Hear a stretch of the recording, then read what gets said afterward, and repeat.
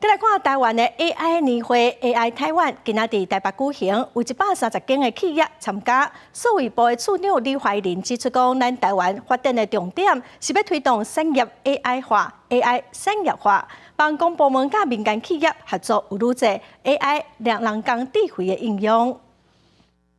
快乐自在，生命在续。甲机器人物直接对话问答，这款 AI 机器人结合 AI 语言模型，也有精美的视听甲效果。伫甲人类对谈的时阵，也有因为身份角色无同，也有不同的回应。后面接一个 large language model，fine tuning 完了以后呢，它生成的这些文字，再经过数字王国后面的这些虚拟人生成的系统，然后去做成一个对答的这样子的一个影像。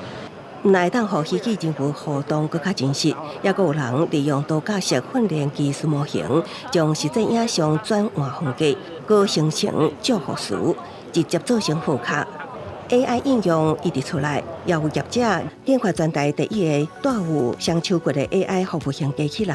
对长照文书等领域提供协助。看到这个物件，然后他知道说要对这个物件做不同的工作，这让这个机器人可以自己在设施里面，他用自己的手臂去开门，可以让自己的手臂去搭电梯。无论是伫倒一种场合做什么款的工作，机器人拢会当学习。另外，中小企业若想要投资 AI 发展，今年也推出 Fast AI 一站式系统，可以用少量的标注资料，那就可以达到同样的一个训练的正确率，不用专业的 AI 工程师来调整这些参数 ，AI 自己会调。产业 AI 化 ，AI 产业化，我们希望各个产业在数位转型的路上更好，